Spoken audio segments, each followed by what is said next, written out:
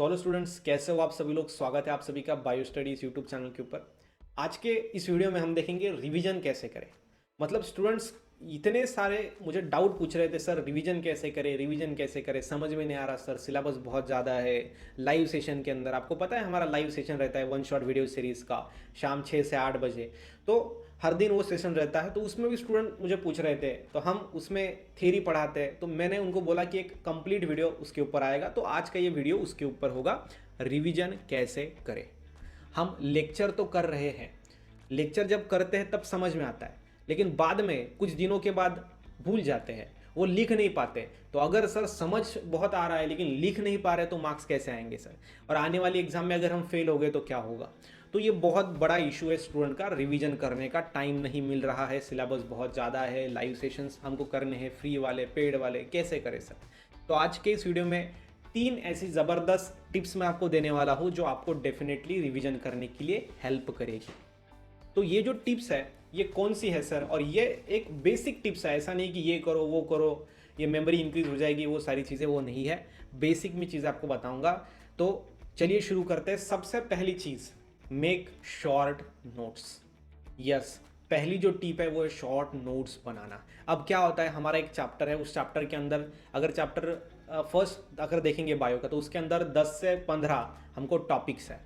तो वो टॉपिक्स है, तो उस टॉपिक्स में क्या दिया गया है, ओवरऑल चैप्टर को समझना ज़रूरी है, ओवरऑल सिलेबस को समझना ज़रूरी है कि सिलेबस है कितना।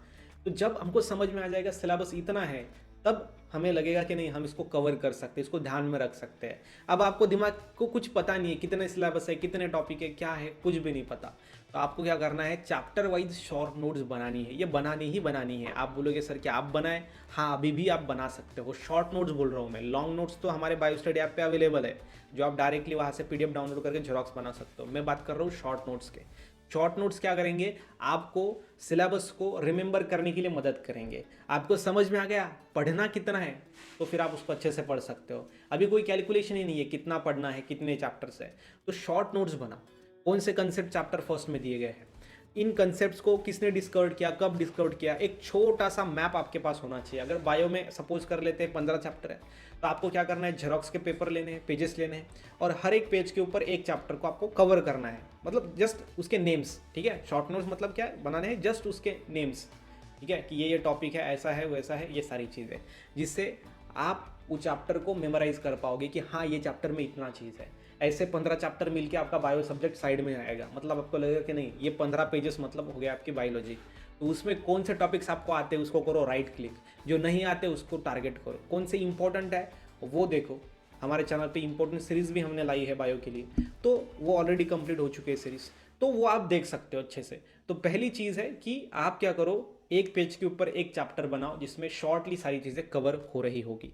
जिससे क्या होगा, आपको पता लगेगा कौन से हमारे टॉपिक्स करके हुए कौन से बाकी है, और वहाँ पे उसको अंडरस्टैंड कर पाओगे। समझ में आ रहा है? हाँ सर। तो सबसे पहले हमारे पास कितना काम है ये समझना ज़रूरी है, तब जाके हम उस काम को धीरे धीरे कंप्लीट कर पाएंगे। तो ये पहली चीज़ है, शॉर्ट नोट्स बनाओ, अपने माइंड को समझाओ कि हाँ इतना काम है, इतनी सारी चीज़ें कंप्लीट हो गई है और इतनी बाकी है। कमिंग टू नेक्स्ट टिप, दूसरी जो टिप है वो बहुत इंपॉर्टेंट है, और वो है, हम देखेंगे फॉरेनर्स थे वो, उन्होंने इंडिया पे राज किया और ये टेक्निक का इस्तेमाल उन्होंने किया था। क्या कि बड़े बड़े लोग जो होते हैं, यूनिटी में जो लोग होते हैं, उनको क्या करना है, ब्रेक करना है छोटे छोटे लोगों के अंदर, छोटे छोटे ग्रुप्स के अंदर, और उनके ऊपर लीड करना है, राज्य करना है।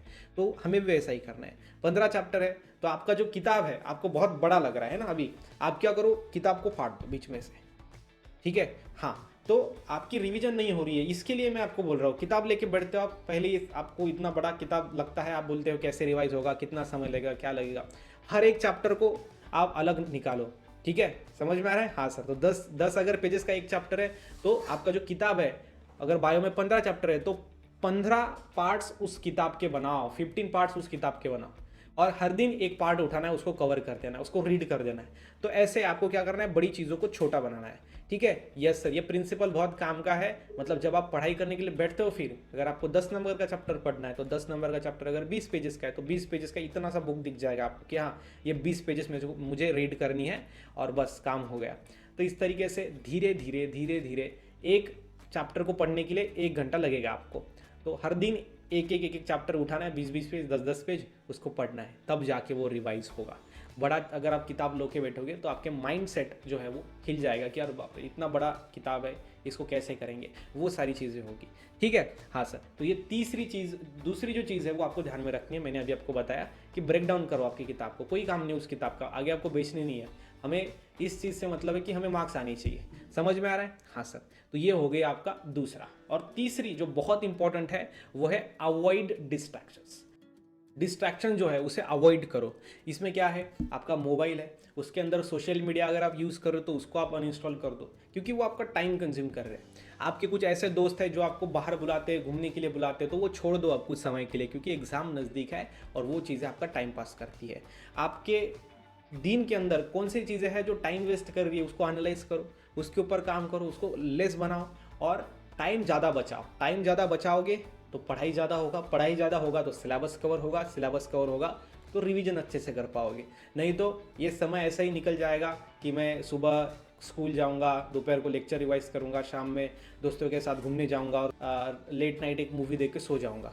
तो ये ऐसे दिन जो है वो निकलते जाएंगे और जब आपकी एग्जाम नज़दीक आएगी तब आप कुछ नहीं कर पाओगे। तो ये चीज़ ध्यान में रखना है, डिस्ट्रैक्शंस को अवॉइड करना है, जीरो करना है।